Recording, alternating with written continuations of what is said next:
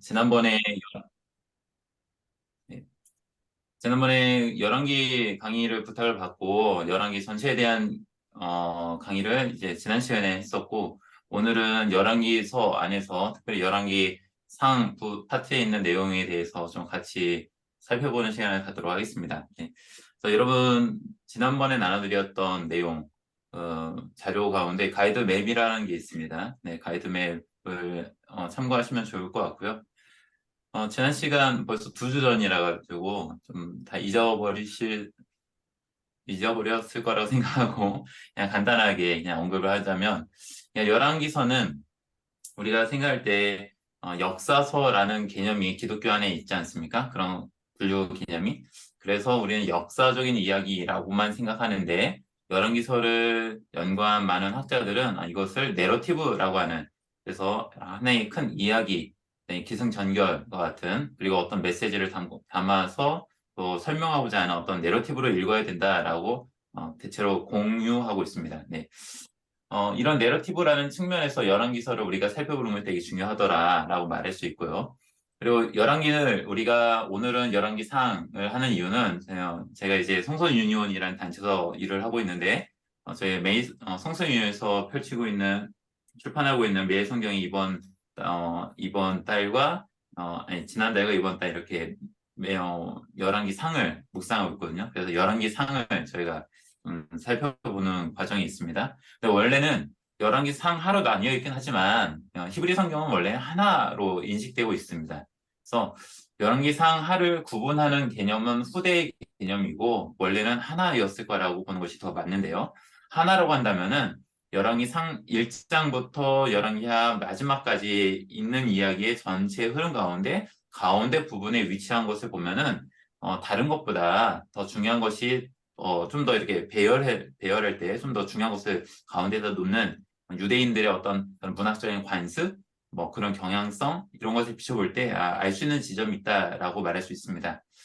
열왕기라는 제목 자체는 왕들의 이야기라는 어떤 개념이 크다 보니까 주인공이 왕인 것처럼 보여져요.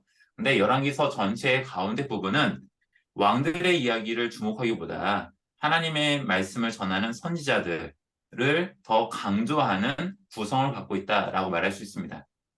그래서 열왕기서에서 정말 많이 등장하고 주목하는 것이 왕인 것처럼 말하지만, 열왕기서 전체의 어떤 구조, 그들의 문학적인 어떤 경향성, 이런 거를 좀 감안해 놓고 우리가 생각해 본다면, 열왕기서가 궁극적으로 말하고 싶은 주인공은 다른 게 아니고 왕이 아니라 오히려 선지자들이라고 말할 수 있겠다라는 것이죠.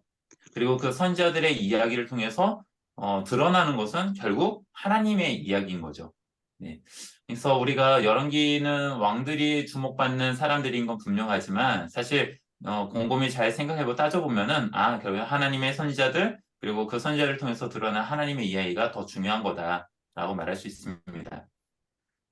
자, 그리고 그렇다고 한다면 열왕기 전체는 하나님에 대한 이야기를 분명 담아내고 있는데, 하나님은 짠 하고 등장하지는 않으세요. 예, 물론 이제 솔로몬의 이야기 가운데 하나님 직접 등장하셔서 말씀하는 단락들이 나오긴 하지만은, 그러나 전반적으로 볼 때 하나님이 직접 등장해서 뭔가를 하시는 일은 거의 없다라고 말할 수 있습니다.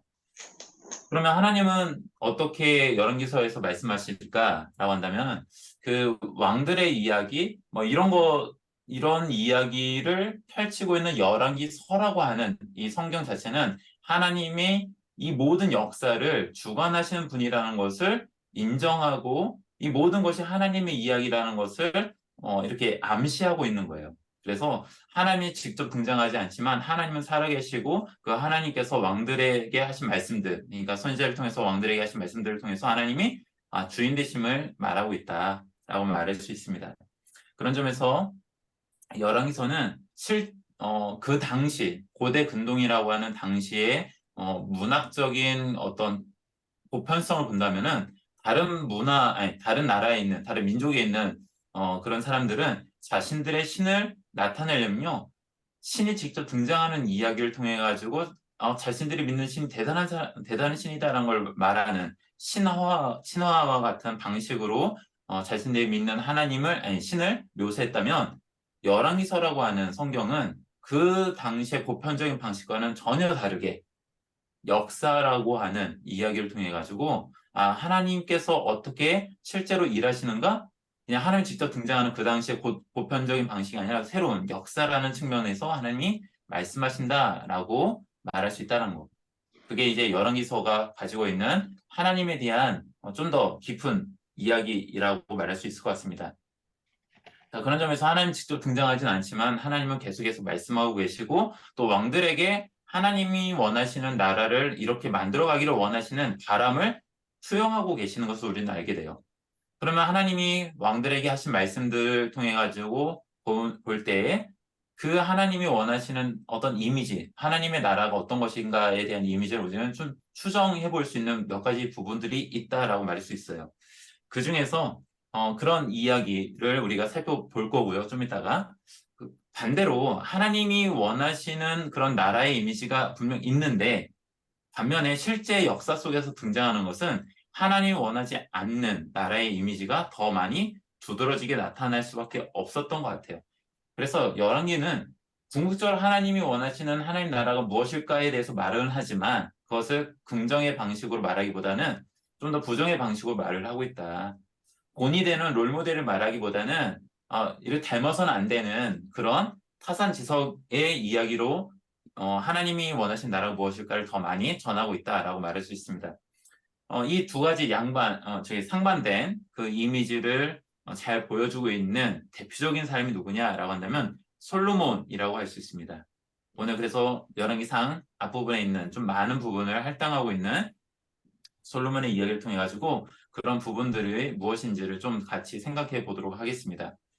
자, 그리고 하나님에 대한 이야기가 그래서 열왕기상에서 볼 수 있다면 그러면 그 하나님 나라를 살아가는 사람들, 즉 하나님의 나라를 어떻게 만들어갈 것인가에 대해서 좀 더 구체적인 어떤 사람들이 살아가는 이야기가 있을 수 있는데 그런 사람들은 대체로 열왕기에서는요 누군가를 살리는 사람으로서 등장을 하더라라고 말할 수 있습니다. 그리고 그들은 대체로 하나님의 말씀을 전하는 선지자들로 나타나고 있습니다. 이거는 뭐 그 사람들만 하나님의 나라의 백성이다라고 말할 수 있는 건 아닐 거예요. 다만 좀 더 상징적이고 어떤 암시적인 어떤 부분들이 있을 겁니다. 자, 그런 부분들도 우리가 열왕기서를 묵상하면서 좀 곱씹어 보며 하나님 나라가 무엇일까? 그리고 하나님 나라를 어떻게 만들어가는 것일까? 함께 고민해 볼 수 있는 부분이 되지 않을까 생각해 봅니다. 네. 자, 이게 지난 시간에 좀 전반적으로 다뤘던 열왕기서에 대한 이야기였다면 오늘은 열왕기상 본문에 있는 내용을 가지고 좀 더 그런 부분들을 좀 같이 생각해 보도록 하겠습니다. 여러분 지난번에 나눠드린 가이드맵이라고 하는 것을 좀 참고하시면서 보시면 좋겠습니다. 먼저는 열왕기상 1장, 2장에 있는 내용을 같이 보도록 하겠는데요. 열왕기상 1장, 2장에 보면요.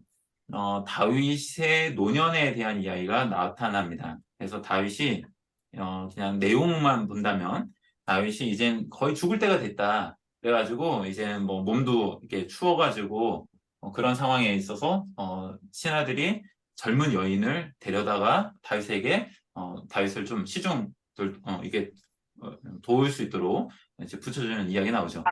그 여인이 누구냐 하면은 여러분 다 아시는 누구죠?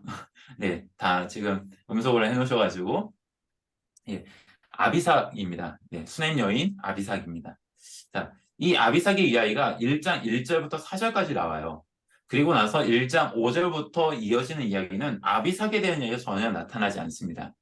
누구의 이야기냐면 아도니아가 스스로 왕이 되려는 어떤 시도를 보여주는 이야기입니다.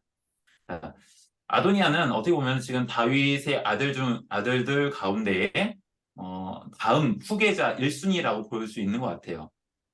왜냐면 장자와 그 다음에 차자의 순으로 앞에 있었던 사무엘서를 보면은 그들이 다 죽었거든요. 그리고 중간에 사라지는 사람도 있고요. 그래서 네 번째 아들이었던 아도니아가 제일 지금 다윗의 왕위를 이을 수 있는 적임자라는 것을 우리는 알고는 있습니다. 근데 아직 다윗이 죽지 않았는데도 불구하고 이 아도니아가 스스로 왕이 되려고 하는 어떤 장면을 묘사하는 것이 1장 5절부터 이야기입니다. 자, 이 이야기가 쭉 이어지는데 아도니아의 이야기를 바로 잡고 솔로몬을 이제 왕으로 세우는 이야기가 1장 전체 이야기라고 볼 수 있을 것 같아요. 자, 그런데 이 이야기들 가운데 1장 1절부터 4절까지 나와 있는 아비삭에 대한 이야기가 중요성을 갖고 있느냐라고 한다면 사실 그렇지 않아요. 아비삭은 중간에 이제 밧세바와 나단 선지자가 다윗의 침실에 들어가가지고 다윗에게 지금 아도니아가 왕이 되는 상황에 대해서 설명하는 그 가운데 그냥 아비삭이 거기 있었다라는 정도만 나와요. 그리고 나서 2장으로 넘어가가지고는 이제 아도니아가 밧세바한테 이제 내가 왕위는 뭐 내가 욕심 부리지 않을게요. 다만 아버지의 그 첩이었던 아비삭을 나한테 주세요라는 그 장면에서도 거론이 될 뿐입니다. 근데 그래서 아비삭이 좀 많이 등장하는 것 같은데 정작 아비삭은요 말 한마디 하지 않습니다. 말 한마디 하지 않는 캐릭터이고요. 또 한 가지 아비삭은 대체로 그러니까 그녀가 어디 출신인지에 대해서 계속 반복해서 나타납니다. 그래서 수냄 여인 아비삭이라고는 어떤 플레임처럼 나타난다라는 특징이 있습니다. 자, 그러면 이것에 대해서 좀 고민해 보면 좋을 것 같은데요. 왜냐? 대체로 모든 성경들은요, 첫 페이지를 그냥 기록하지 않아요. 모든 성경, 그러니까 뭐 열왕기뿐만 아니라 모든 성경들은 첫 페이지를 그 시작을 의미 있는 이야기로 시작을 합니다. 그런데 의미 없는 이야기를 굳이 넣지 않고 정말 의미 있는 이야기를 넣어서 그것으로 뭔가를 암시하거나 뭔가를 설명하는 그래서 처음에는 모르는데 나중에 전체를 봤을 때는 분명하게 더 다가오는 지점이 생기게끔 만드는 그런 어떤 뭐랄까요 글쓰기 방식들을 성경이 많이 이렇게 채택해서 사용하고 있는데 열왕기를 볼 때 1장 1절부터 4절에 있는 이야기가 제일 처음의 이야기인데 그리고 아비삭에 대한 이야기인데 정작 아비삭의 그러니까 아비삭이 왜 중요한지에 대해서는 잘 드러나진 않는다라고 하는 약점이 좀 있어요. 자, 이 부분에 대해서 같이 좀 생각해 보도록 하겠습니다. 여러분, 이 이야기를 살펴보려면 아도니아 이야기를 그래서 좀 더 봐야 돼요. 자, 1장 5절부터 보면은 아도니아가 이제 스스로 왕이 되려고 해서 사람들을 모읍니다. 자, 사람들을 모아가지고 그 사람들과 함께 자기가 이제 왕이 될 거라는 자신감, 아버지가 이제 거의 죽을 때가 다 됐다는 어떤 그런 생각 아래 이 아도니아가 스스로 왕이 될 수 있다는 큰 자신감으로 사람들을 모읍니다. 자, 그리고 그들과 함께 잔치를 벌이죠. 자, 그때 잔치를 벌일 때에 나타난 어떤 표현이 있는데요. 이 표현은 어, 1장에서 반복되는 어떤 내용이기도 합니다. 그게 뭐냐면 8절, 9절입니다. 8절, 9절, 10절에 이어지는 이야기예요. 1장 8절, 9절, 10절. 자, 여기 보면은 아도니아와 함께한 사람들이 누구냐라고 한다면 7절부터 보면은 아도니아가 스루야의 아들 요압 그리고 제사장 아비아달과 모의하여 그들이 이제 아도니아를 따르고 도우는 이야기죠. 그런데 요게 함께하지 않는 사람들이 있어요. 자, 아도니아와 함께하는 사람은 요압과 아비아달이라고 한다면 함께하지 않는 사람은 8절에 나와 있는 것처럼 제사장 사독 그 다음에 여호야다의 아들 브나야, 선지자 나단, 시므이, 레위, 다윗의 용사들은 아도니아와 함께하지 않았다라고 합니다. 자, 그래서 이 장면에서 아도니아와 함께한 사람들이 있고 그 다음에 아도니아와 함께하지 않은 사람이 등장합니다. 자, 구절에 보면은 그러면 그것을 좀 더 설명해줘요. 아도니아가 에너로겔 근방 소엘레 바위 곁에서 양과 소와 살찐 송아지를 잡고 왕자 곧 자기의 모든 동생과 왕의 신하된 유다 모든 사람을 다 청하였으나 선지자 나단과 분하야와 용사들과 자기 동생 솔로몬을 청하지 않았다라고 말하죠. 그래서 아도니아와 함께한 사람들이 있고 아도니아와 함께하지 않은 사람이 있습니다. 여기서 중요한 거는 뭐냐면 구절에 보면 누가 아도니아와 함께 했는가를 아주 이 중에서 그냥 대표적인 표현 하나를 선택하는 그거는 바로 유다 모든 사람들입니다. 유다 모든 사람들. 그러니까 신하들이 되게 다양한 지파의 구성원들이 있는데도 불구하고 아도니아와 함께한 사람들의 대다수는, 절대적인 대다수는 유다 지파 사람들인 거예요. 자, 이것에 대해서 잠깐 열왕기서에 있는 내용, 이전에 있는 내용을 좀 봐야 될 필요가 있습니다. 다윗의 이야기로부터 시작이 되니까 말한다면 사무엘서에 있는 이야기죠. 자, 사무엘서에 있는 이야기 다음에 열왕기서로 이야기가 전개가 되잖아요. 그래서 사무엘서에 있는 이야기를 보면은 다윗이 이제 첫 번째 왕이었던 사울 왕 이후에 다윗이 왕이 됩니다. 근데 이 왕이 될 때 처음부터 12개 지파의 모든 지파의 왕이 되는 건 아니었어요. 첫 번째는 유다 지파의 왕이 먼저 됩니다. 자, 유다 지파의 왕이 되면서 짧은 시간 있었던 게 아니고 한 7년 6개월 정도를 있어요. 그리고 나서 나중에 유다 12개 지파 전체의 왕이 되는 겁니다. 자, 그 얘기 뭐냐면 모든 지파가 다 다윗을 처음부터 따랐던 건 아니었다라는 것이었어요. 그래서 처음 따랐던 것은 자기와 핏줄이 같은 유다 지파 사람들이 따랐는데 일정 시간 지나고 나서 사울의 왕조가 무너지고 그 후대가 무너지면서 그 다른 지파들이 다 다윗에게 와서 전체 통일 국가를 이루게 되는 것이죠. 그래서 통일 국가라고 했을 때 12개 지파가 이제 다윗에게 왔을 때 이야기죠. 이때 다윗은요, 수도를 옮기게 돼요. 유다 지파의 왕으로 있을 때는 헤브론이 수도였거든요. 그런데 헤브론에 있던 수도를 옮겨서 예루살렘으로 옮깁니다. 근데 예루살렘은 어느 지파에 소속된 영토인가라고 한다면 12개 지파 어느 누구에도 소속된 영토는 아니었던 것 같아요. 우리가 여호수아 사사기를 보면은 모든 영토가 다 분할돼 가지고 기업으로 나눠져서 누구한테 다 할당된 것처럼 보여지지만 그러나 성경을 잘 읽다 보면은 예루살렘의 땅 자체는 여부수 사람들의 땅이었다라고 계속 얘기해요. 그래서 실제적으로 여부수 사람들의 땅이었지 어떤 지파, 12개의 이스라엘의 12개의 지파 중 누군가가 그 지역을 차지했던 적은 없었던 땅인 거예요. 자, 실효성이 없었던, 그래서 여부수 사람들이 살던 땅을 다윗이 취득을 합니다. 어떤 과정이 있었는지 정확하진 않지만 그 땅을 좀 더 평화로운 방법으로 이렇게 자기가 획득하게 된 것 같아요.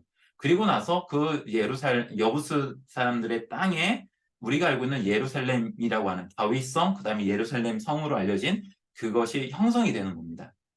자, 그랬을 때 그곳이 수도가 된 거거든요. 자, 그러면 헤브론에 있을 때와 예루살렘에 있을 때의 차이는 무엇일까요? 그냥 좀 더 지역적으로 좀 더 위쪽으로 올라갔다라는 것이 예루살렘으로 수도를 옮긴 이유일까? 그건 아닌 것 같아요. 오히려 예루살렘으로 수도를 옮긴 것은 어떤 하나의 지파가 강력한 왕권의 배후가 되어서 이 왕조를, 이 나라를 흔들 수 있는 구조를 만들지 않았다라고 볼 수 있을 것 같습니다. 만약 다윗이 헤브론에서 그냥 왕이 되었다면 계속 그 왕궁을 세워가지고 거기서 정치를 했다라고 한다면 어쩔 수 없이 다윗의 나라는 이 이스라엘이라는 나라는 유다 지파에 의해서 좌우될 수밖에 없는 나라가 됐을 거예요. 그런데 다윗은 나라를 세움에 있어서 자신의 본거지인 헤브론을 떠나서 예루살렘으로 갔습니다. 그리고 그 땅은 원래 어떤 지파에게도 차지한 적이 없었던 이방인의 땅이었던 거예요. 그리고 그 이방인의 땅에 수도를 세운 거예요. 그럼으로써 그곳에 모든 지파들이 와서 평등한 어떤 권력을 같이 배분하는 그런 나라를 세워갑니다.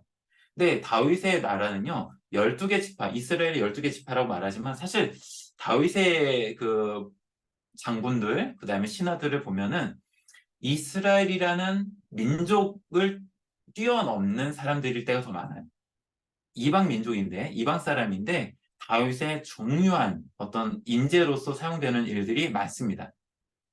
그런 이야기를 종합적으로 본다면, 다윗이 만든 나라는요, 어떤 하나의 중요한 사람이 이렇게 뭔가 핵심이 돼가지고 전체를 이끌어가는 구조가 아니고, 12개 지파를 더 뛰어넘어 이방인조차도 이 나라에 함께 들어와가지고 하나님의 나라인 이스라엘을 만들어가는 나라라고 말할 수 있습니다. 자, 그게 다윗이라는 왕이 만들어낸 이스라엘이라는 나라의 어떤 중요한 이미지입니다.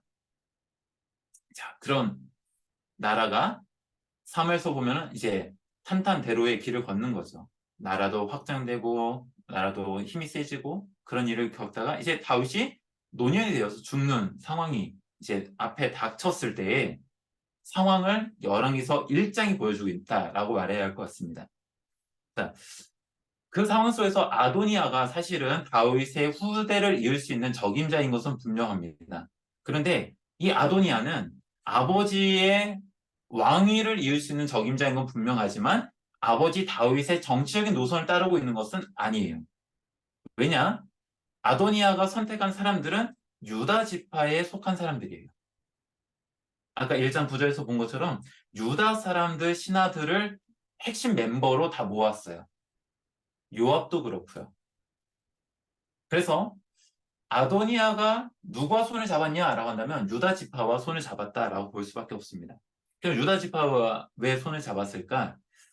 이것도 이제 사무엘서에서 여러분이 생각할 수 있는 지점이기도 합니다. 다윗이 이제 나라를 이렇게 쭉 가다가 평탄하다가 갑자기 환란을 겪는 일들이 있습니다. 그게 가장 대표적인 것이 압살롬의 반란입니다. 물론 여기는 아버지 잘못도 있겠죠. 근데 압살롬이 반란을 일으킬 때에 압살롬이 어디로 가서 자신의 그 군사적인 그다음에 정치적인 힘을 이렇게 만들었냐면요. 헤브론이었어요. 헤브론. 즉, 그 헤브론은 아버지 다윗이 버리고 간 땅이잖아요. 어떻게 보면 배신한 거잖아요. 아버지 다윗이. 자신의 그 지파, 유다 지파를 버리고 배신하고 다른 지파들을 동등하게 만든다는 이 관점은 유다 지파에서는 배신이라고 볼 수밖에 없겠죠. 그런데 그런 감정을 알고 있는 압살롬은 유다 지파인 헤브론에 가가지고 그들한테 손을 내밀었고 아버지와 내가 이렇게 할 건데 당신들이 나를 도와달라라는 암묵적인 합의가 있었던 것 같아요. 그리고 나서 다윗이 압살롬을 피해서 도망가야 했던 것이죠. 그만큼 이 유다 지파의 힘은 결코 약하진 않았던 것 같습니다. 그런데 그랬던 이 압살롬의 그 전철을 이 아도니아가 지금 따라가고 있는 거예요. 즉, 아도니아는 자신이 이제 아버지 뒤를 이어서 왕이 될 때 어떤 나라를 세울 것인가 했을 때 자신의 배우의 힘이 되어줄 수 있는 아주 강력한 그런 백그라운드가 필요했던 것 같아요. 그게 바로 유다 지파. 혈통적으로 아도니아는 헤브론에서 태어난 사람이거든요. 그래서 헤브론 출신으로서 헤브론 그 유다 지파의 힘을 얻어서 내가 이 나라를 다스리겠다라는 생각을 했던 것 같습니다. 자, 그런 과정을 지금 열왕기상 1장은 보여주고 있는 거예요, 앞부분이. 근데 이 상황을 염려하는 사람들이 있는 거죠. 그게 바로 나단 선지자와 그 다음에 밧세바입니다. 우리가 밧세바의 입장에서 본다면 나단 선지자와 밧세바의 이야기를 통해 본다면 사실 이거는 자신들의 안위를 걱정하는 사람들의 이야기라고도 읽혀질 수 있잖아요. 예, 저도 그렇게 읽혀질 수 있다고 생각합니다. 근데 좀 더 큰 그림에서 본다면은 이 두 사람을 통해서 드러나는 지점은 뭐냐? 다윗이 만든 하나님의 나라라고 하는 그 중요한 어떤 큰 그림이 있다고 한다면 이 그림이 계속 이어져야 되는데 이것을 이어지지 않게 되는 상황이 지금 아도니아를 통해서 벌어지고 있는 것이죠. 근데 이것을 다시 바로잡으려고 하는 사람이 바로 누구냐? 하나님의 선지자인 나단 선지자라고 말할 수 있습니다. 그리고 그 나단 선지자와 함께 이것을 바로잡는 데 사용된 사람은 밧세바라고 말할 수 있겠죠. 자, 밧세바와 이야기를 통해 가지고 이제 나단 선지자가 밧세바와 이야기를 통해 가지고 다윗을 설득하는 과정이 이제 나오는 거예요. 근데 여기서 보면은 나단 선지자는 밧세바한테 말을 하고요. 또 다윗한테 가서도 하는 이야기 중에 뭐냐면 다윗이 지금 아도니아가 스스로 왕이 되어서 지금 당신이 세운 이 나라를 지금 다른 나라로 만들려고 하고 있어요라고 하는 이 사실을 당신은 모른다라고 계속 반복해서 말하고 있어요. 다윗 왕은 이걸 모르고 있다. 당신은 이걸 모르고 있습니다. 라고. 자, 당신은 이걸 모른다는 이야기가 1장에 반복이 됩니다. 3번 반복이 됩니다. 근데 우리말로는 당신이 알지 못한다라는 이 표현이 반복이 되는데요. 근데 히브리어로는 이것이 한 번 더 반복이 돼요. 그게 뭐냐면 바로 1장 4절에 있는 표현입니다. 자, 1장 4절은 이렇습니다. 이 처녀는 심히 아름다워. 여기서 이 처녀는 수냄 여인 아비삭입니다. 예. 아비삭은 심히 아름다워. 그가 왕을 받들어, 그러니까 그녀가 왕을 받들어 시중 들었으나 왕이 다윗이 잠자리는 같이 하지 아니하였더라라고 말하죠. 근데 이거는 우리말 번역이고요. 히브리어 문장은 로 야다예요. 무슨 말이냐면 알지 못했다라는 거예요.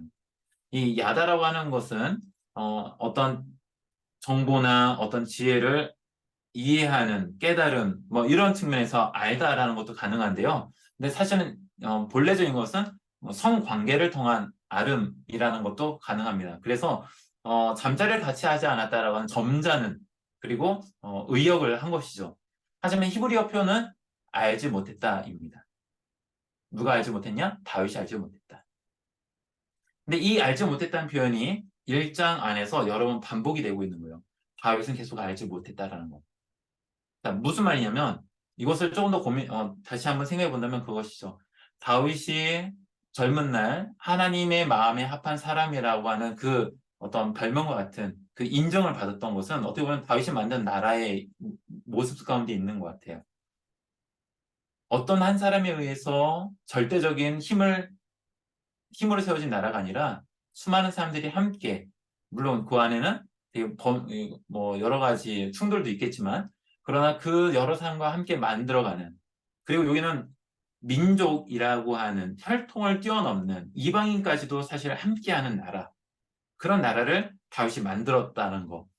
이 점은 다윗의 삶 전체에서 볼 때 되게 긍정적으로 여겨지는 부분인 것 같습니다. 물론 다윗이 모든 게 다 잘했다는 건 아니에요. 하지만 이런 하나님의 나라라고 하는 개념에서 볼 때는 되게 중요한 그리고 긍정적으로 평가할 수 있는 부분이 분명 있는데 마지막 이 순간에 다윗은 그것에 대한 관심이 없다라는 거예요. 자, 수냄 여인 아비삭을 알지 못했다는 건 무슨 말이냐면 저는 이렇게 좀 다가왔습니다. 저한테는 이렇게 다가왔습니다. 이것이 제 개인적인 견해이지 이게 정답이라고 말하고 싶지는 않습니다. 다만 저는 이렇게 다가왔는데요. 수냄 여인 아비삭이라는 표현이 아비삭을 일컫는 부르는 표현이다라는 거예요. 그리고 그녀는 실제로 말 한마디 하지 않습니다. 되게 중요한 사람인 것 같은데 별로 중요하지 않아요. 아이러니죠? 자, 아비삭은 중요한 건 뭐냐? 그녀의 이름 전체의 이름이에요. 수넴 여인 아비삭. 자, 수넴이라는 지역은 어디냐라고 한다면요. 북쪽에 위치해 있어요. 북쪽. 갈릴리 나사렛이라고 하는 여러분이 알고 있는 그 지역보다는 조금 아래쪽에 있는 위치한 곳이고요. 크지 않은 작은 도시인 것 같습니다. 별 볼 일 없는 곳이에요. 근데 그러면 그곳에 있는 여인을 누가 데려왔을까요? 과연 이 수넴 여인 아비삭을 데리고 온 신하는 어느 쪽 사람일까요? 남유다, 헤브론을 중심으로 하고 있는 남쪽에 있는 사람들이 수넴에 있는 여인을 데리고 왔을까요? 아니면 북쪽에 있는 그곳에 근거지를 하고 있는 신하들이 이 수넴 여인을 다윗에게 데리고 왔을까요? 그건 아마 짐작컨대 유다 출신의 신하들이 수넴 여인을 데려오진 않았을 것 같아요. 단지 그녀가 예뻤다라는 이유로 데려오진 않았을 것 같아요. 사실 예쁘다라는 건 주관적인 판단이지 않습니까? 그리고 왜 남쪽이라고 예쁜 여자가 없겠습니까? 수냄 여인 아비삭을 데려온 건 짐작컨대 북쪽 출신의 신하들일 거예요. 근데 그 북쪽 출신의 신하들은 지금 다윗을 돕는 중요한 사람들이고요. 그리고 그들은 다윗이 지금의 이스라엘을 만들게 되고 또 그곳에서 많은 부분 함께 유익함을 얻었던 사람들이기도 합니다. 그리고 그것이 하나님의 나라에서 본다면 되게 중요한 사람들이기도 한 거예요.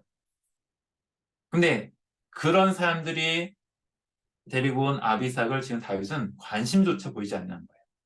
관심조차. 이것은 실제 이야기냐 아니냐를 뛰어넘어서 이걸 내러티브라는 이야기로 본다면은 아비삭에 대한 무관심은, 즉 과거에 자기 혈통인 유다 지파 출신인 이 다윗이 자기 출신을 버리고 다른 10개의 지파, 북쪽 지파들을 손잡았던 그때 모습과는 전혀 다른 모습인 거죠. 지금 다윗은 하나님이 기뻐하셨던 나라를 지금 잃어가고 있는 상황이라고 볼 수 있는 거예요. 그게 다윗이 알지 못했다라고 하는 계속 반복되는 이야기 아닐까 싶습니다. 자, 이 이야기 속에서 다윗을 일깨우는 사람이 바로 나단 선자예요. 바세바와 함께. 그래서 나단 선지자가 등장했을 때 다윗이 비로소 이거 잘못됐구나. 내가 지금 잘못된 어떤 상황에 놓여있구나를 알게 되고 아도니아의 그 스스로 왕이 되는 것을 막아서 나오는 이야기로 1장, 2장이 전개되는 겁니다. 네. 자, 그래서 그냥 단순히 1장, 2장을 욕심 많은 왕권을 쟁취하기 위한 더러운 음모, 술수라는 측면으로도 뭐 읽을 수 있겠죠. 하지만 여러분이 1장, 2장을 읽을 때 그냥 단순한 그냥 어떤 왕위 다툼이라기보다는 하나님 나라가 어떻게 될 것인가, 다윗을 통해서 만들어진 하나님 나라가 과연 지속될 것인가, 아니면 여기서 끊어질 것인가라는 긴장감으로 읽는 것이 더 좋을 것 같습니다. 자, 제가 설명하다 보니까 시간이 많이 지나가는 것 같습니다. 그래서 1시간 안에 좀 몇 가지를 같이 보려고 하는데, 자, 우선 이 정도에서 1장, 2장을 좀 마무리하겠습니다. 결국 솔로몬이라는 사람이 등장하게 되고 그가 왕이 됩니다. 솔로몬은 헤브론 출신이 아니고 예루살렘 출신의 왕자이죠. 그래서 그는 결이 좀 달랐던 것 같아요. 그리고 그가 다른 사람들과 함께 하나님의 나라를 다시 이어갈 수 있는 분명한 기회를 열었다라고 말할 수 있습니다. 다윗은 그런 솔로몬을 그래서 주저함 없이 왕으로서 세우려고 했던 것 같아요. 자, 2장에 있는 이야기 그 정도에서 보고요. 3장으로 넘어가서 이제 왕이 된 솔로몬의 이야기가 등장합니다. 솔로몬의 이야기는 열왕기서에서 본다면 되게 중요한 분량, 정말 절대적으로 아주 많은 부분을 할당하고 있는 내용이에요. 자, 3장부터 11장까지 솔로몬의 이야기인데 엄밀히 말하면요, 2장에도 솔로몬의 이야기는 있었어요. 솔로몬이 직접 등장합니다. 그리고 1장은 솔로몬이 직접 등장하진 않지만 계속 솔로몬을 왕으로 세워야 된다라는 어떤 뉘앙스가 나타나기도 했죠. 그래서 솔로몬은 되게 중요한데 실제 솔로몬의 통치와 관련된 것은 3장부터다라고 볼 수 있습니다. 자, 3장에 보면 지혜에 대한 이야기가 나오는데요. 1천번제를 솔로몬이 하나님께 제사를 드리죠. 그리고 그 제사를 통해서 하나님이 나타나시고 하나님이 솔로몬한테 네가 원하는 게 뭐니? 라고 했을 때 솔로몬이 나한테 많은 백성을 주셨는데 제가 이 백성들의 송사를 들을 수 있는 지혜, 듣는 마음을 달라라고 하는 어떤 요청을 했죠. 하나님이 그것을 기뻐하셔서 그것에 응답하신 것이 바로 3장에 있는 이야기예요. 그래서 여러분이 알고 있는 솔로몬의 재판이라고 하는 것도 그가 기도했던 제목, 그 지혜를 달라고 하는 그 제목이 정말 하나님이 그에게 지혜를 주셨구나 라는 것을 알 수 있는 내용입니다. 3장 16절부터 28절까지의 솔로몬의 재판, 두 여인이 한 아이를 놓고서 내 아들이다 라고 싸우던 그 재판. 여러분, 그 재판에서 솔로몬이 아주 지혜롭게 일을 처리한 것을 알고 있죠. 근데 이것이 정말 그러면 대단한, 정말 모든 사람은, 어떤 사람도 그렇게 생각할 수 없는 그런 탁월한 지혜인가라고 한다면 충분히 다른 사람도 그런 지혜를 가질 수 있을 것 같긴 해요. 다만 여기서 말하고 싶은 것은 솔로몬이 그런 정말 번뜩이는 지혜를 통해서 좋은 사건을 해결했다라고 말할 수 있는 지점이 있는데 더 중요한 거는 하나님의 지혜를 솔로몬이 가지고 있다라는 것을 열왕기서는 말하고 싶다라는 것이죠. 솔로몬은 그런 점에서 지혜로운 사람이다. 그 지혜는 하나님에서 왔고 하나님 주신 것이고 그 지혜를 가지고 이제 다윗이 만들었던 그 나라를 더 잘 이어갈 거라는 기대를 우리한테 주는 것이죠. 자, 그 기대가 어떻게 될까에 대해서 쭉 이어지는 이야기 속에서 나타납니다. 근데 이 이야기는 3장부터 11장까지 있는 이야기는요, 약간 모호한 점이 있어요. 이게 과연 다 긍정이냐, 아니면 부정적인 요소도 있느냐. 근데 대체로는 이 단락에서 솔로몬이 맨 마지막에 가서, 그러니까 뭐 말년에 가가지고, 어, 하나님께 죄를 범했다라는 식으로 우리는 좀 많이 이해하지 않습니까? 뭐 제가 잘못 이해하고 있는지 모르겠지만 여러분은 어떠신지 모르겠습니다. 많은 분들이 솔로몬이 마지막에 가가지고 실수를 했어. 그 이전까지는 잘했는데 마지막에 가서 실수했어 라고 생각하는 경향이 좀 많은 것 같습니다. 근데 좀 이 단락을 좀 꼼꼼히 살펴보면은 좀 아리송해요. 좀 모호해요. 그 경계가 불분명합니다. 자, 무슨 말이냐면 솔로몬이 이제 자신의 신하를 세우는 이야기가 4장에 나오고요. 그 4장에 있는 신하의 목록들이 나옵니다. 자, 4장 1절부터 이에 있는 이야기를 보면요. 솔로몬의 신하들의 명단이 1절부터 6절까지 쭉 나오거든요. 그런데 거기에서 어떤 사람들이 더 주목하는 사람들이냐면 12지방 관장이라는 사람들이에요. 자, 12지방 관장은 1절부터 6절에 나왔던 사람들이 아니에요. 그런데 그 중에 이 지방 관장에 대한 이야기가 7절부터 19절까지 아주 긴 단락을 통해서 나타납니다. 그 사람들이 어떤 사람들인지 쭉 얘기해줘요. 그리고 나서 그 사람들은, 그 지방 관장은 무엇을 하느냐의 이야기가 4장 20절부터 이제 28절까지 쭉 나옵니다. 그들의 역할은 뭐냐면요. 왕실에 먹을 것을 공급하는 역할이에요. 왕실에 먹을 것을 공급하는 역할. 지금으로 말한다면 뭐라고 그럴까요? 뭐, 그 재료, 음식물들을 제공하는 뭐 셰프의 개념은 아닐 것 같고 뭔가 먹을 것을 계속 공급해야 되는 역할을 12지방 관장이 하고 있는데 그들은 한 달 분을 자신들이 이제 왕실에다가 먹을 것을 해야 되는 중요한 역할을 했다는 거예요. 그럼 여러분, 지방 관장이 해야 되는 일이 그것만 있겠습니까? 왕실의 음식물을 갖다 제공하는 그 역할, 그게 유일한 역할이겠습니까? 아닐 거예요. 그런데 열왕기서는 그게 가장 중요한 역할인 것은 마냥 설명하고 있다는 것이죠. 다른 신하들 되게 많은데요. 왜 먹을 것을 갖다 바치는 사람들만 중요하겠습니까? 더 중요한 일 있겠죠. 근데 다른 신하들에 대해서는 말하지 않아요. 그냥 이름만 말할 뿐이죠. 역할하고 이름. 그런데 왕실에 먹을 것을 제공해야 되는 사람들에 대해서는 길게 서술하면서 그들에 대한 이야기를 많이 하고 있는데 잘 읽어보면은 왕실에서 하루에 엄청난 양을 소비하고 있구나를 알게 됩니다. 하루에 솔로몬 혼자 먹는 건 아니겠죠? 왕실 전체에서 소비하는 양이 어마어마합니다. 근데 그거를 한 달 동안에 계속 제공해야 되고요. 12지방 관장은 1년 동안 계속 그것을 제공해야 되는 역할이 있는데 그게 되게 중요한 역할인 것 마냥 설명한다는 거. 그러면 솔로몬의 왕궁은 무엇을 가장 중요하게 지금 보여주느냐라고 한다면 먹고 마시는 것에 대한 중요성을 보여주고 있는 거예요. 이게 과연 좋은 이미지인지 아닌지 우리는 좀 헷갈리죠. 여러 가지를 통해서 보면 나라가 되게 부강해졌다라고 말할 수 있는, 해석할 수 있는 부분도 있어요.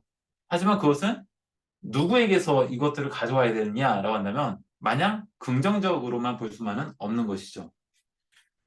자, 또 이어서 이게 4장에 이런 이야기가 있다면 5장부터 7장까지는요, 성전 건축하고 관련되는 이야기입니다. 5장부터 5장부터 6장, 7장이 성전을 건축하는 이야기고, 그 다음에 8장부터 9장 9절까지는 성전 건축 이후에 봉헌식을 하는 이야기인데요. 자, 이것의 핵심은 성전 건축입니다. 성전 건축. 성전 건축을 위해서 5장에서는 두루왕 히람에게 그것을 제공받는 재료를, 목재를 수급받는 이야기가 5장의 핵심 부분이라고 한다면 그건 생략하겠습니다. 자, 6장, 7장은 성전 건축을 하는 이야기예요. 자, 6장 1절부터 쭉 이어지는 6장 마지막까지 이야기는요, 성전 건물을 이제 건축하는 거예요. 오늘날로 말한다면 뼈대를 세우는 거라고 할 수 있죠. 외부, 외장을 이제 만드는. 뭐 콘크리트 타설을 하고 건물을 만드는 이야기. 그 이야기가 6장에 있습니다. 인테리어를 하는 이야기도 안에 있어요. 6장 안에 다 있어요. 자, 그러다가 7장 13절부터 51절, 7장 마지막까지는 뭐냐면요. 자, 6장에서는 건물을 세우고 인테리어까지 다 했어요. 그리고 7장 그 13절부터 마지막까지는 그 성전 안에서 사용되는 기물들을 채워넣는 이야기라고 보시면 되겠어요. 자, 이렇게 함으로써 성전 건축이 다 완성이 됩니다. 자, 그런데 그 가운데 부분에 위치한 것이 무엇인가라고 한다면, 그거는 왕궁을 건축하는 이야기입니다. 그게 7장 1절부터 12절에 나와요. 자, 이야기의 흐름을 잘 보면요. 이야기의 흐름을 보면은 성전 건축의 이야기가 쭉 이어지는 게 더 매끄러운 이야기거든요. 그런데 그 가운데 부분에 왕궁을 건축하는 이야기가 잠깐 삽입이 돼요. 하지만 그 왕궁을 건축하는 이야기가 뭐 엄청 대단하게 뭐 나쁘다 잘못했다는 이야기가 하나도 없어요. 다만 왕궁 건축에 대한 이야기가 그 안에 삽입이 되어 있습니다. 그리고 그 왕궁 건축에 대한 이야기를 앞에 성전을 건축하는 사이즈 비교를 해보면은 왕궁 건축물이 더 크구나를 알 수 있고 또 성전보다 더 큰 건축물이 여러 개가 있구나를 알게 됩니다. 그래서 성전 건축이라는 명분은 분명 있고요. 되게 중요한 일을 한 것은 분명합니다. 근데 그것의 핵심에 열왕기서는 그것의 핵심을 왕궁 건축이라는 것으로 좀 보여주고 있는 어떤 구조적인 부분들이 좀 있습니다. 이것이 긍정이냐 아니면 부정이냐라고 한다면 뭐예요? 성전 건축이 잘못된 거냐는 아니죠. 좋은 거예요. 잘한 거예요. 그런데 왕궁을 건축하면 그럼 잘못했냐? 아니, 왕궁 건축도 필요하죠. 다만 그 성전 건축과 왕궁 건축을 묘사하는 열왕기서의 저자의 어떤 의도는 다분히 성전 건축을 이제 앞장 세웠지만 결국에는 핵심에는 왕궁 건축이 있다라는 약간 비판적인 어떤 메시지가 좀 있는 것 같다라고 말할 수 있습니다. 자, 이어서 성전 건축을 그렇게 하고 난 다음에 봉헌식을 합니다. 자, 봉헌식의 내용이 8장에 있습니다.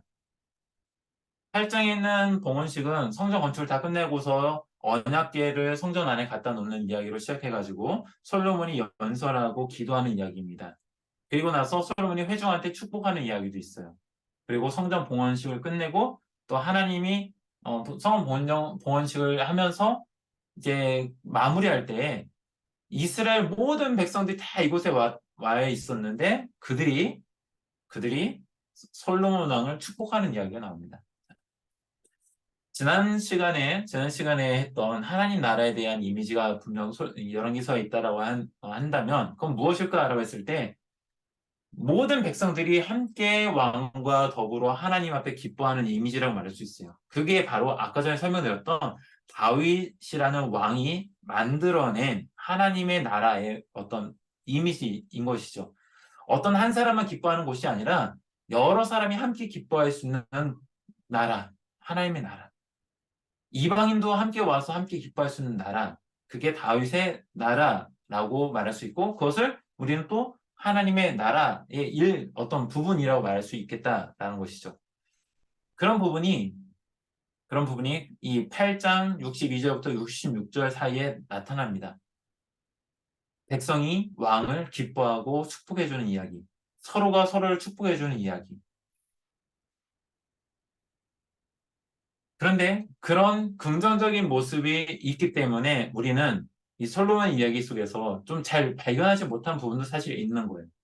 앞서 말한 것처럼 하나님께 드려지는 성전 건축이라는 것이 과연 정말 하나님을 위해서냐라고 한다면 상당 부분 성전 건축이라는 것은 명분이고 실리는 자신을 위한 것이라고 볼 수 있겠다라는 것이죠. 그리고 나서 이제 9장 10절부터 솔로몬의 행적에 대한 이야기가 나오는데요. 여기부터 이제 좀 부정적인 이야기들이 정말 이제 열왕기서 저자가 부정적인 이야기를 좀 많이 이제 표현하는 단락인데요. 히람과 거래한 이야기, 그다음에 솔로몬의 업적을 나열한 이야기, 그다음에 스바 여왕의 방문 이야기, 뭐 이런 것들입니다. 자, 그중에서 10장 14절부터를 좀 잠깐 같이 한번 보시면 좋겠습니다. 10장 14절부터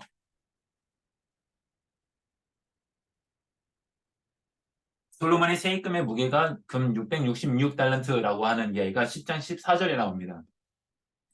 예, 이거 세금을 말하는 거죠. 근데 어느 정도냐 하면 666달란트입니다. 여러분, 한 달란트가 이게 화폐 단위면서 무게 단위로도 사용이 됩니다. 화폐 단위면서 무게 단위로도 사용이 되는 것이 이 달란트인데요. 한 달란트는 무게로 따진다면 어느 정도의 무게일까요? 뭐 아시는 분도 계시지만 지금 뭐 다 마이크 끄고 계셔서 그냥 제가 그냥 자문자답하겠습니다. 정확한 수치를 알 수는 없습니다. 그러나 대략적으로 20에서 30kg 정도라고 생각합니다. 한 달란트가 20에서 30kg 정도일 것이라고 추정해요. 정확한 거는 몰라요. 다만 20에서 30kg 정도일 거다라고 추정해야 합니다. 한 달란트가 결코 적은 게 아니에요. 왜냐? 이걸 금 한 달란트를 한다면 금이 20에서 30kg 정도가 있다는 거예요. 적은 거 아니지 않습니까? 한 돈만 해도 오늘날 뭐 적은 돈이 아닌데 한 돈이 아니라 20에서 30kg 되는 금 덩어리가 666개가 있는 거예요. 그게 솔로몬의 세금이에요. 백성들로부터 걷어들인 세금입니다. 그러면 이 666달란트는 누구에서 온 겁니까? 당연히 백성들이죠. 이 세금을 솔로몬이 갖는 부귀 영화의 원천은 백성들인 거예요. 백성들로부터 이 모든 걸 다 받아낸 겁니다. 근데 그렇게 많은 것을 받아가지고 어디다 많이 썼냐라고 하면 16절에 보면은 이렇게 말할 수 있습니다. 솔로몬이 솔로몬 왕이 쳐서 들인 금을 갖고 사용하는데 뭘 만드냐면 방패를 만들어요. 큰 방패 200개, 그다음에 작은 방패 300개를 만들어요. 근데 큰 방패에는 금이 600세겔이 들어가고 작은 방패에는 3만회가 들어간다고 합니다. 자, 엄청난 양의 금을 가지고 방패를 만들었어요. 금으로 방패를 만들면 이게 정말 효과적인지 저는 잘 모르겠습니다. 네, 금으로 만든 방패가 좋은 건지 나쁜 건지 저는 잘 모르겠어요. 근데 어쨌든 대단한 건 하죠. 예. 자, 그 대단한 걸 지금 어디다가 보관하고 있냐면 레바논 나무궁에 두었다라고 합니다. 레바논 나무궁. 여러분, 이 레바논 나무궁은 어디입니까? 어딘지 아십니까? 아까 저희가 그냥 말로만 그냥 설명을 말했는데 7장 1절부터 12절을 보면 성전 건축 가운데 들어가 있는 것이 왕궁 건축이었는데요. 이 왕궁 건축의 첫 번째 건물이 있어요. 되게 성전보다 더 큰 사이즈의 건물이 등장합니다. 되게 큰 건물이에요. 근데 그것을 다 레바논 백향목으로 다 만들었다라고 해서 별명이 붙여졌는데 그게 바로 레바논 나무궁이에요. 그러면 솔로몬이 만든 궁궐 가운데 큰 건물이 같은 사이즈로 두 개가 있는데 하나가 바로 이 나무궁인데요. 그게 이 왕궁의 건물의 용도는 뭐냐? 지금 보는 것처럼 무기고예요, 무기고. 솔로몬이 성전 건축도 했지만 성전 건축 못지않게 심혈을 기울여서 만든 것은 무기고입니다. 그리고 그곳에 엄청난 어, 금을 가지고 만든 무기들이 있는 것이죠. 자, 그 이야기가 쭉 이렇게 나오고요. 그리고 나서 26절에 보면은 그 10장 26절부터 보면 솔로몬이 병거와 마병을 모으며 병거가 1,400대요 마병이 12,000명이다. 뭐 이렇게 하면서 쭉 나옵니다. 엄청난 기마 부대를 만들었음을 알게 돼요. 근데 사실 이 기마 부대는요, 예루살렘에는 적합한 군대가 아니에요. 말이라고 하는 짐승을 사용하는 이 뭐랄까요? 그 전쟁은 산악지대에서는 조금 적합한 용도가 아니에요. 산악지대에서는 말이 잘 달릴 수가 없기 때문에. 그래서 평야지대에서만 유용한 겁니다. 자, 그 얘기는 솔로몬 당시에 산악지대, 예루살렘을 중심으로 한 산악지대, 지대만 영토가 있었던 것이 아니라 평야지대까지도 충분히 다스렸기 때문에 이런 기마 부대가 필요했겠죠.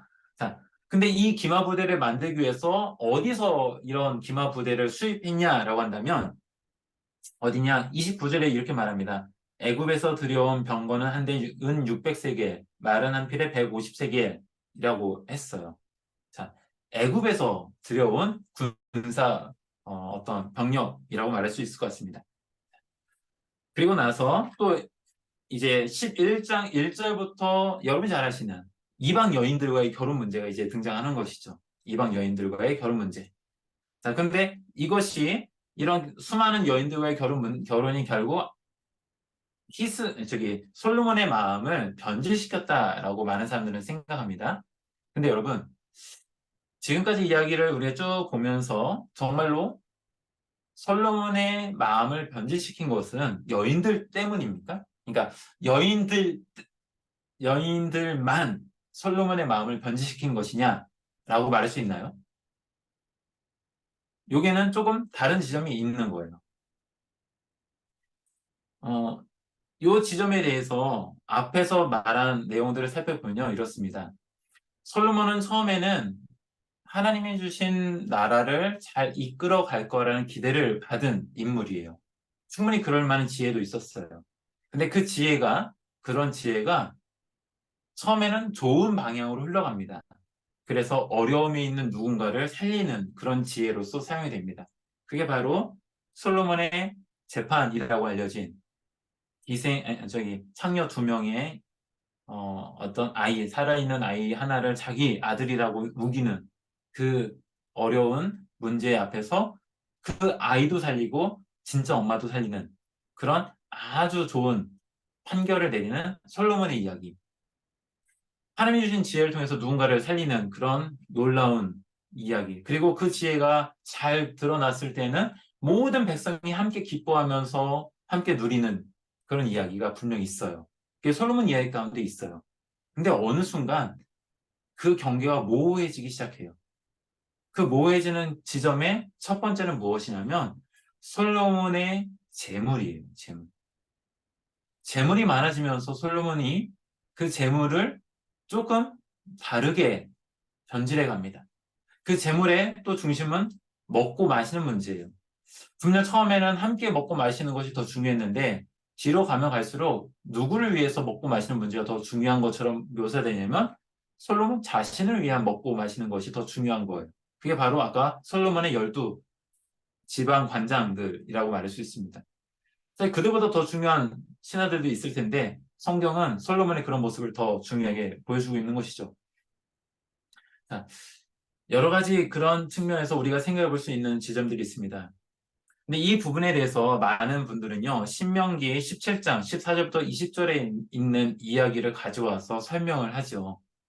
신명기 17장 14절부터 20절에는요, 왕으로서 해야 되는 일과 하지 말아야 될 일에 대해서 설명하고 있는 단락입니다. 여기서 하지 말아야 되는 건 뭐냐? 첫 번째, 군대를 많이 두는 것이에요.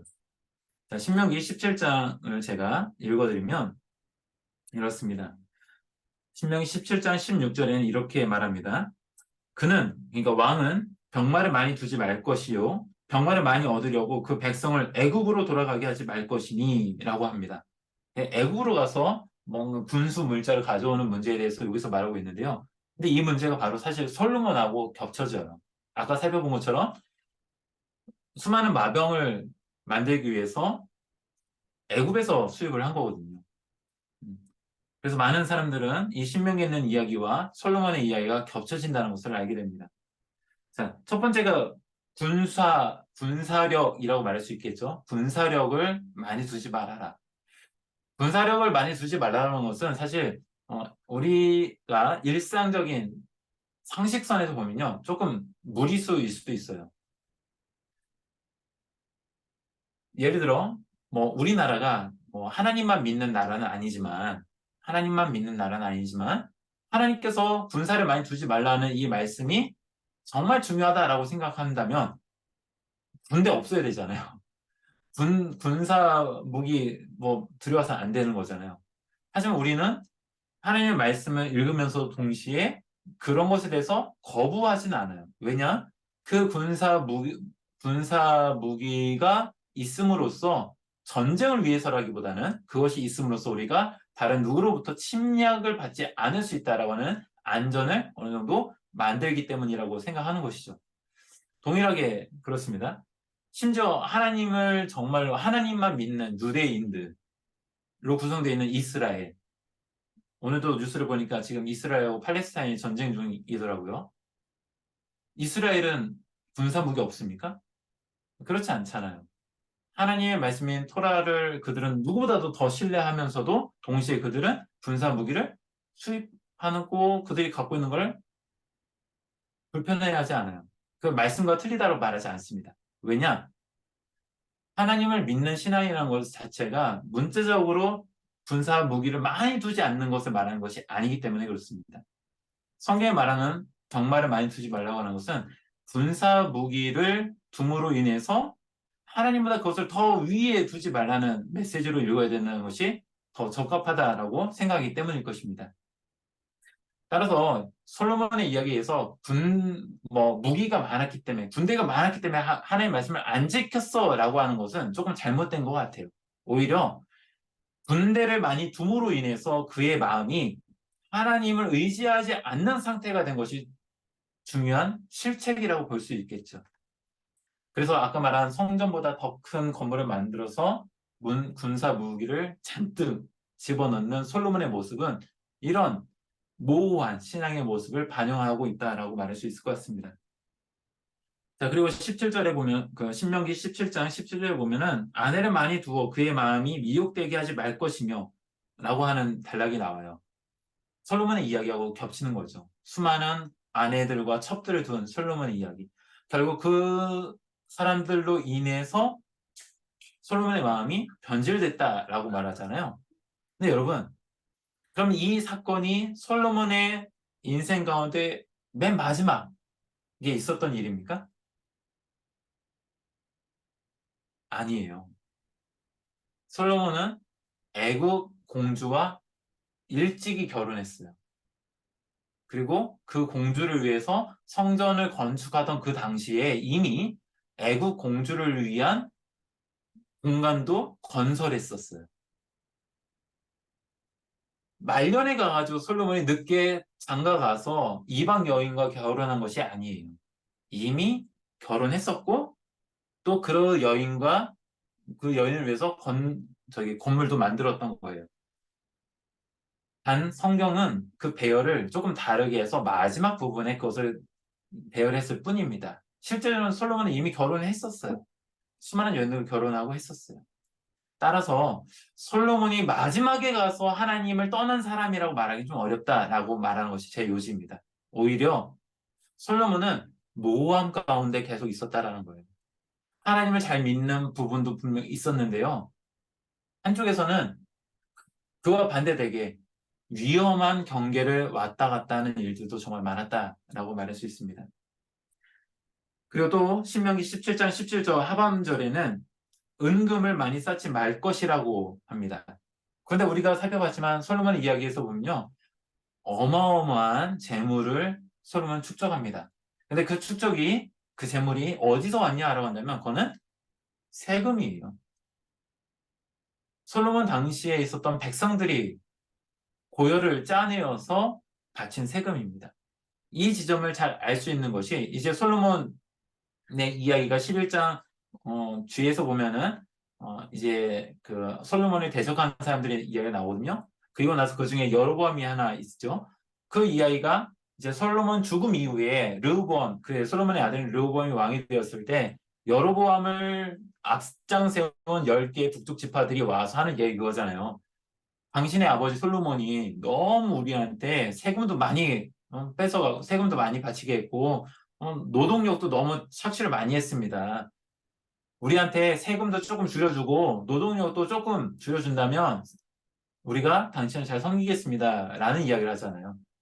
그 이야기는 솔로몬 당시에 솔로몬이 누린 많은 재화가 자신의 백성들에게서 나왔다라고 하는 것이죠. 즉, 처음에 백성과 함께 주고 받고 그들을 위해서 함께 누리는 먹고 마시는 이야기가 뒤로 갈수록 자신을 위해서 먹고 마시는 이야기, 함께 나눴던 그 기쁨의 모습이 나를 위해서 축적하는 이미지로 자꾸 변질되더라라는 거예요. 그래서 솔로몬 이야기 속에서 혼재되어 있어요. 근데 우리는 그냥 단순하게 많이 생각하는 것은 솔로몬이 말년에 가서 하나님을 떠났다라고 생각하는데 오히려 그게 아니라 처음부터 그 모습이 왔다 갔다 하는 혼재되어 있는 좀 모호한 장면이 있다라는 것이죠. 자, 요 이야기까지 제가 좀 했는데 뭐 열왕기상 12장부터 쭉 이어지는 이야기 가운데서도 좀 더 할 얘기 있는데요. 시간이 많이 지나가는 것 같아가지고 요 정도에서 오늘 좀 마치도록 하겠습니다. 네, 그래서 아까 말씀하신 뭐 좀 더 질문하실 거 있으면 제가 좀 뭐 답변할 수 있으면 좀 답변하고 네, 그렇게 하도록 하겠습니다. 네. 그 질문이 있으신 분은 좀 해주시면 좋겠습니다. 오늘 우리 김 목사님 설명하는 걸 들으니까 진짜 성경을 꼼꼼하게 좀 잘 살펴봐야 되겠다 하는 그런 좀 생각을 또 하게 되고요. 그리고 좀 이런 그 관점이 성경을 이해하는 데 참 중요하다 하는 거. 사실 우리가 오랫동안 신앙생활을 해왔지만은 그냥 이렇게 귀로 듣고 뭐 그게 당연하지 이런 식으로 생각했던 것들에 대해서 좀 더 세밀하게 살펴보면서 앞뒤를 살펴보면서 또 성경 전체의 어떤 흐름을 보면서 이런 부분을 발견해가는 것이 성경을 좀 제대로 이해하는 아주 귀한 그 작업이다 이런 좀 생각을 하거든요. 저도 오늘 우리 김 목사님 그 강의를 듣고 왜 나는 이런 걸 몰랐지 하는 또 이렇게 생각도 이렇게 해보게 되었습니다. 어, 조금 김 목사님의 어떤 설명에 대해서 또 이게 꼭 그렇게 해석해야 되나 또 이런 또 반론도 또 가질 수는 있죠. 있는데 좀 의문나는 게 있으면 좀 질문해 주시면 감사하겠습니다. 예, 그 야외 샴마가 공부하는 목사님 오늘 강의 잘 들었고요. 감사합니다. 네. 예, 질문을 좀 하겠는데 이게 이제 열왕기가 그 그러니까 뭐 그 당시에 바로 기록한 게 아니고 이스라엘이 다 나라가 망하고 포로로 끌려간 뒤에 어떻게 보면 우리가 왜 망했지? 그 하나님을 알고 하나님과 언약을 맺은 백성이고 또 율법도 갖고 있고 뭐 이런 어떤 자긍심이 있었는데 이게 왜 망했을까 하고 이제 하는 그 돌아보는 얘기 중에 왕들의 이야기라고는 이렇게 이제 이게 물론 나중에 70인역에서 붙여진 별명이긴 하지만 그 이야기에 이렇게 보면 솔로몬 그 다윗 솔로몬이 하이라이트라고 할 수 있는데 그 중에서 솔로몬이 성전 짓는 이야기인데 그 목사님이 잘 강의해 주신 것처럼 보면 사실은 핵심은 성전이 아니고 왕궁이었고 예, 그렇게 하는 것을 이제 그 망하고 나서 포로로 끌려간 뒤에 그 과거를 돌아본다고 하면 이게 어떤 성전 짓는 영광스러운 이야기가 아니고 우리가 이래서 망했구나 하는 이게 어떤 그런 이야기라고 공부하는 목사님 강의 들으면서 생각을 했는데 이게 뭐 잘못된 생각인지 아니, 정정. 아닙니다. 네. 제가 오늘 뭐 다 하지 못한 이야기를 또 적절하게 또 말씀해 주신 것 같습니다. 네, 우리가 성경 읽을 때 지난번 강의 때도 그 말씀을 드렸었지만 열왕기 자체가 왕들의 이야기가 어쨌든 보여지는 어떤 표면적인 어떤 스토리이다 보니까 그때 일어난 이야기를 그때그때 이야기를 적었을 거라 생각하는데 그렇진 않은 거죠. 상당히 후대에 그것도 나라가 멸망하고 난 바벨론 포로기 가운데 있던 사람들에 의해서 지나간 과거의 역사들을 돌이켜 보면서 우리가 이때 사실 이게 잘못된 거였어 라는 것들을 말하고 싶은 것이 더 중요한 것 같아요. 그래서 아까 뭐 신명기 이야기를 제가 신명기 17장에 있는 이야기를 가져와서 말씀을 드렸지만 사실 과연 솔로몬 당시에 신명기에 있는 이야기가 있었을까라고 한다면 그건 모르는 거예요. 예, 오히려 솔로몬은 그걸 몰랐을 가능성은 더 클 것 같아요. 어, 열왕기서에서 보면은 나중에 율법서를 발견한 이야기가 요시야 왕 때 일어나는데 그 요시야 왕 때에 하는 이야기가 그거잖아요. 이런 게 있었는지 우린 전혀 알지 못했어요. 라는. 율법이 있었다라고 우리는 가정하는데 정작 왕정 시대에 그 율법이 사람들한테 통용되는 어떤 하나님의 말씀으로서 읽혀지고 알려진 것이냐라고 하면 그건 아니었을 수 있겠다라는 것이죠. 존재는 하죠. 왜냐면 성전 건축해서 딱 발견한 거니까요. 성전 수리하다가 발견한 거니까요. 하지만 그것이 사람들한테 회자되고 알려지고 계속 생각하게끔 만드는 힘이 있었냐라는 말 아니었을 가능성이 있다. 그래서 어떻게 보면은 솔로몬 당시에 몰랐을 수도 있을 것 같아요. 솔로몬 이걸 모르고 살았을 수도 있을 것 같아요. 하지만 열왕기서를 기록한 사람은 신명기라고 하는 우리가 알고 있는 그 신명기의 내용을 가져와 가지고 솔로몬의 모습은 사실 우리 그때는 솔로몬이 다 잘하는 줄 알았는데 돌이켜 보니까 솔로몬이 그런 부분은 잘못됐던 것 같아. 우리한테 그런 실수가 있었던 것 같아. 라는 것들을 어떻게 보면 반성이 것이죠. 스스로 자신들의 역사를 돌이켜보며 자신들의 삶을 돌이켜보고 회고해보는 과정인 것이죠. 이 과정을 통해서 앞으로 어떻게 살아갈 것이냐에 대한 문제를 열왕기가 말하고 있는 건 아닌 것 같아요, 사실은. 하지만 그거에 대해서 회개하고 반성하는 건 분명해 보입니다. 네, 좋은 질문이신 것 같고요. 네, 제가 다루지 못한 부분까지 잘 말씀해 주신 것 같습니다. 네, 감사합니다. 네, 감사합니다. 예, 또 좋은 질문 해주시면 고맙겠습니다. 예, 좋은 질문을 해야 좋은 답을 얻을 수 있을 것 같아요. 우리 구름님은 뭐 질문이 없습니까? 예, 뭐 하나 좀 질문을 드리면은요. 그 바세바의 이 혈통이 엘리암의 딸이다. 그리고 이제 우리아의 아내였다. 이렇게 되는데 어떤 사람들의 얘기로는 이 바세바가 여부스 족이 아니었을까? 이런 얘기도 네, 하는 것 같아요. 그래서 그 여부스 그러니까 예루살렘을 수도로 삼다 보니까 그 여부스 토착인들의 어떤 세력이 굉장히 커진 거 아닌가 이제 네, 이런 얘기를 하고 있고 그리고 이제 이게 이제 예루살렘이 원래 이제 토지를 나눌 때는 이게 베냐민 지파에게 일단 구획은 그렇게 돼 있는 것 같아요. 그러니까 베냐민 지파가 이제 일단 받았는데 그거를 계속해서 점령을 못하고 있던 상황에서 이제 다윗이 그걸 점령을 해가지고 자기의 이제 수도로 어, 이제 삼았던 이제 그런 어, 기록이 있는 것 같아요.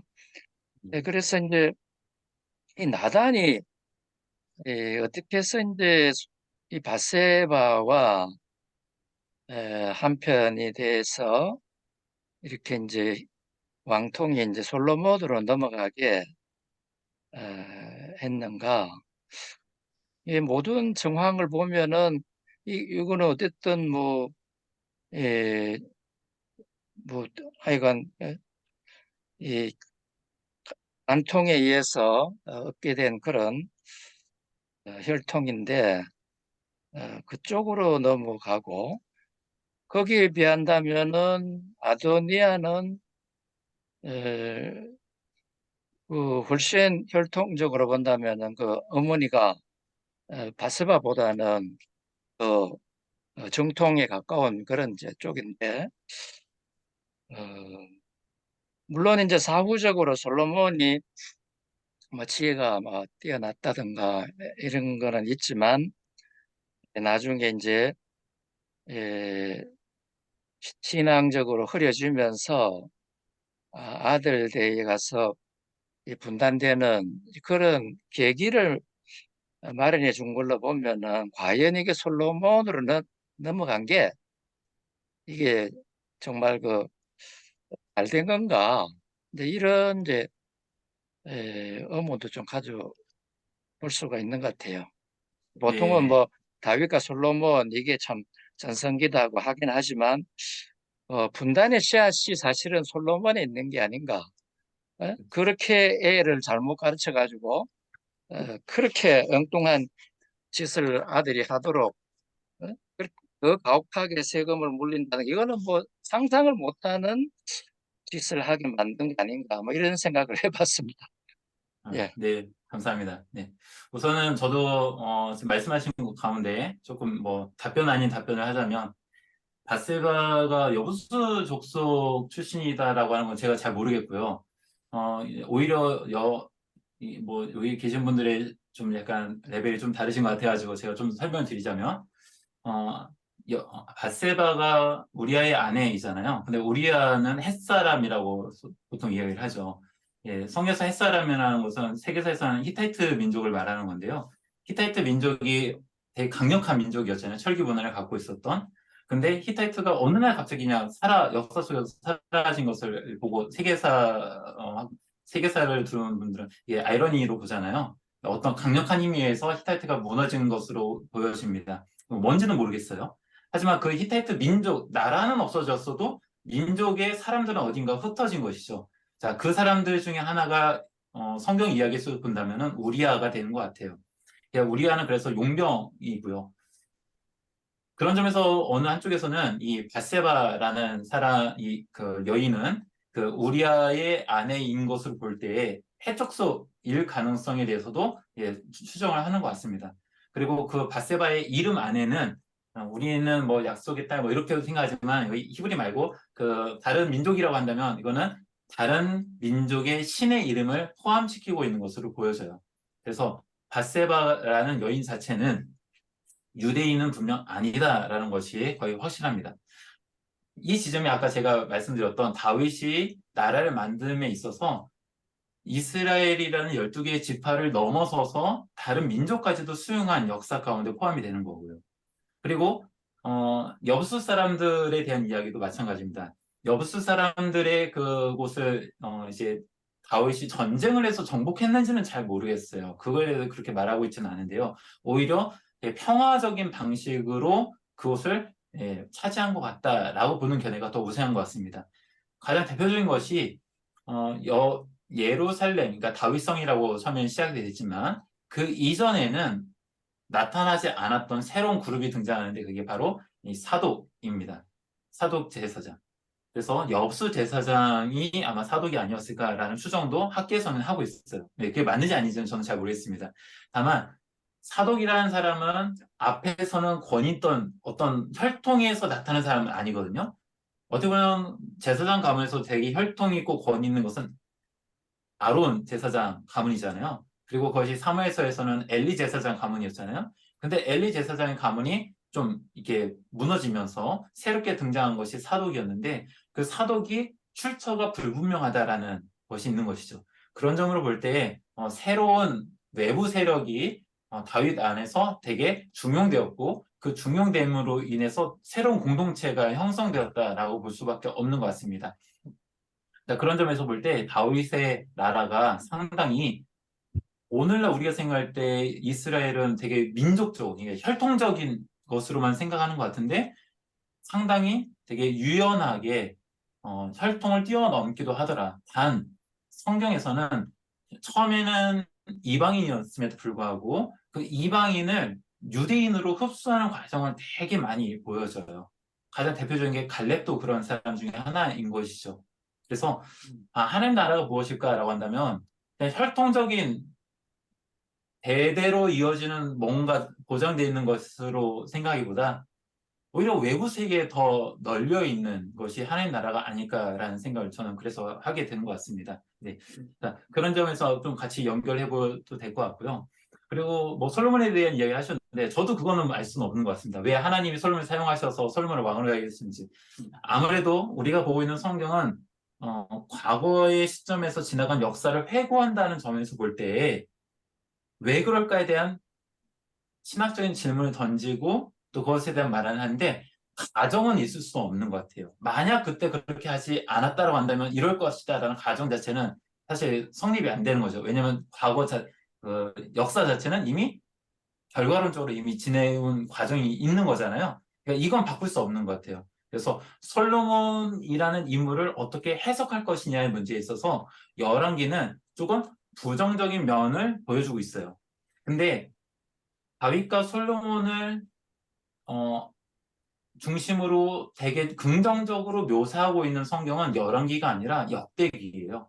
예, 역대기 자체가 다윗과 솔로몬을 아주 긍정적으로 그리고 그들에 의해서 세워진 성전을 되게 긍정적으로 묘사하는 건 역대기인데 이 역대기는 포로기 이후의 성경이라고 보시는 게 더 좋습니다. 그래서 시대적인 정황이 다르다. 그래서 성경을 기록한 시대적인 정황이 다르고 그런 점에서 열왕기와 역대기는 좀 차이가 있는데 열왕기는 솔로몬을 마냥 긍정적으로 바라보지는 않는다. 그리고 아까 뭐 밧세바와 나단의 이야기를 하면서도 말씀드렸지만 사실 우리가 볼 때 이거 되게 그 이불 정치와 같은 그런 거잖아요. 침실 정치 같은 그런 거잖아요. 그런 면도 없지 않아 있다. 그래서 그것이 그냥 무조건 다 옹호되고 인정받아야 되냐라면 반대의 의견을 펼치는 분들도 많으세요. 그래서 사무엘서와 열왕기서를 읽고 해석하시는 분들 가운데는 긍정적으로 다윗을 보는 측면도 있는데요. 그런 그룹도 있는데 반대로 부정적으로 보는 견해들 갖고 있는 분들도 계십니다. 그래서 양쪽의 견해가 다 있기 때문에 뭐가 맞다, 뭐가 틀리다라고 저는 생각하지는 않고요. 양쪽 모두 다 저는 존중받을 수 있는 견해로 생각하고요. 아까 구름님이 말씀하신 것처럼 솔로몬을 긍정적으로 묘사하는 거에 대해서는 저도 뭐 반대 시각 뭐으로 봐도 저는 충분히 맞다고 생각이 듭니다. 네, 우리가 네, 답변한 게 감사합니다. 있습니다. 네. 네, 네. 우리가 이제 일반적으로 이야기할 때 열왕기서는 예언자적인 관점에서 썼다. 그 다음에 역대기는 제사장적인 관점에서 썼다. 보통 이제 그렇게 이제 이야기를 하는데 그러면 충분히 이제 이해를 이제 할 수 있는데 그러면 왜 이 이스라엘 역사를 이 두 관점에서 이렇게 기록을 해놓고 있는가? 네. 네, 이거 자체가 그거는 예, 조금 뭐 많은 이야기가 있을 수 있는데 거기에 대해 좀 이야기 좀 해주시면 좋을 것 같아요. 네. 뭐 간단하게 설명이 가능합니다. 그거는 1차적으로 하나님이 다르기 때문도 아니고요. 과거가 달랐기 때문도 아니에요. 중요한 거는 그 성경을 읽는 1차 독자의 정황이 무엇이었느냐에 따라서 이게 달라지는 것뿐입니다. 열왕기서를 읽는 1차 독자들의 상황이 역대기를 읽는 1차 독자들의 상황과 같냐라고 하면 아니다라는 것이죠. 그래서 열왕기는 상당히 앞으로 미래지향적으로 뭔가 우리가 이렇게 살아가야 돼라고 말하기보다는 우리가 지난날 이렇게 한 것이 잘못이었어라고 말하는 게 더 강하다라고 말 수 있어요. 미래를 그리면서 우리는 이렇게 살아가야 된다라는 방향을 제시하기보다는 과거에 우리가 이렇게 한 것이 잘못이었어. 우리가 이렇게 하면 안 되는 거였어라고 스스로를 반성하는 것이 열왕기의 되게 중요한 지점입니다.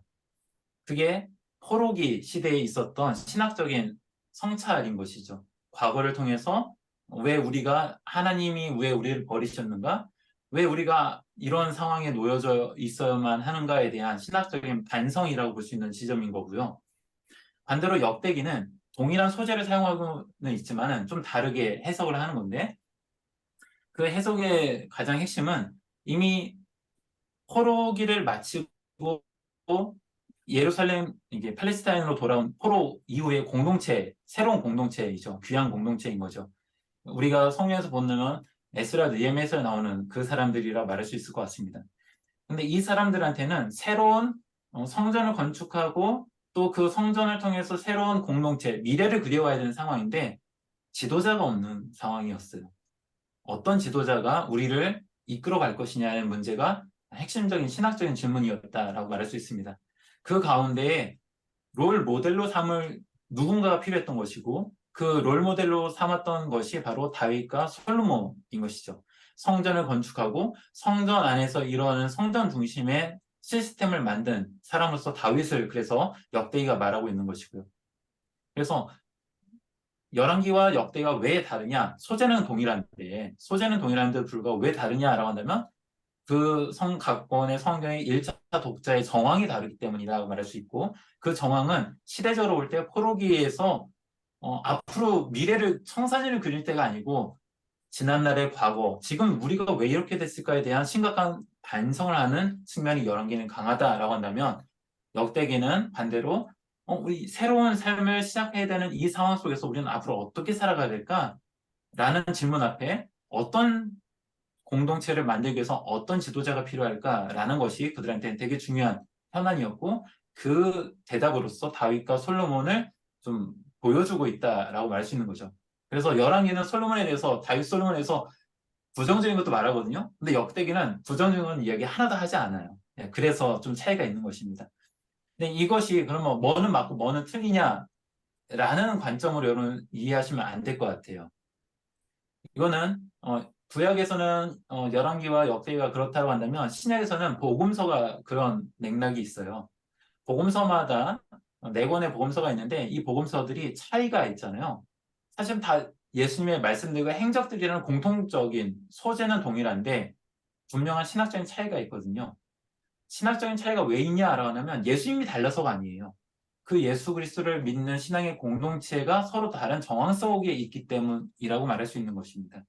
그래서 그 정황 속에 있는 사람들에게 어떤 신앙적인 권면을 할 것이냐가 그 복음서를 기록한 사람의 중요한 화두였다라고 말 수 있는 것이죠. 자, 그래서 복음서들을 읽다 보면은 서로 비슷하면서도 다른 지점이 많은 이유가 바로 그런 지점이다라고 생각하시는 것처럼 열왕기와 역대기를 뭐가 맞고 뭐가 틀리냐의 문제로 볼 것이 아니라 요것과 요건 다르다. 요 지점이 이런 정황 속에서 이런 사람들에게 말하려고 하는 메시지와 또 다른 정황 속에 있는 사람들을 향한 메시지가 다를 수밖에 없다라는 걸 우리가 인정하고 그러면 나는 지금 어떤 삶의 자리 속에 있는가? 나와 내 공동체는 어느 정황 속에 있는가라고 할 때에 어느 쪽의 메시지가 더 우리한테 필요한가를 우리는 또 생각해 볼 수 있는 것이죠. 네. 이 정도로 설명드리겠습니다. 네. 네, 감사합니다. 시간이 많이 지나서 이제 우리 구름님이 징계도 해주시고 마치면 좋을 것 같습니다. 지난주 뵀는데 오늘 그러면 볼까요? 그러면 우리 야외 선만님 주세요. 예. 징계도 우리 강대건 목사님 좀 부탁합니다. 제가 예, 기도합니다. 예, 예, 예. 예.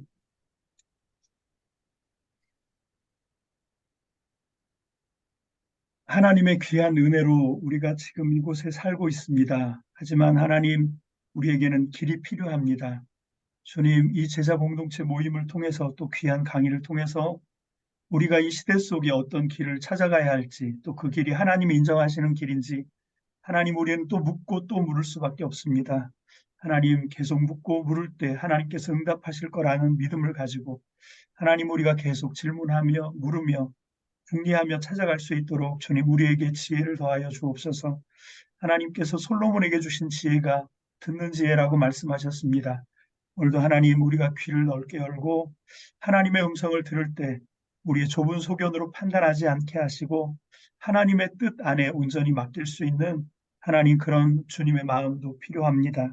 주님 우리에게 허락하여 주셔서 각자의 맡은 사역지에 온전하게 쓰임받을 수 있도록 주께서 함께하여 주옵소서. 오늘도 우리 샬롬님을 통해서 하나님 이렇게 귀한 모임을 통하여 주님의 길을 찾고자 하는 자들에게 하나님 아름다운 귀한 시간을 제공하시니 감사합니다. 또 이 시간에 또 공부하는 목자를 통해서 하나님 귀한 말씀을 또 깨달음을 받았습니다. 하나님 이것이 헛되지 않도록 우리의 삶에 잘 녹여낼 수 있도록 주께서 더 큰 은혜를 베풀어 주옵소서. 늦은 밤도 하나님 함께하여 주시고 내일의 귀한 성업에도 하나님이 힘과 능력과 지혜를 더하여 주옵소서. 감사드립니다. 예수님 이름으로 축복하며 기도합니다. 아멘.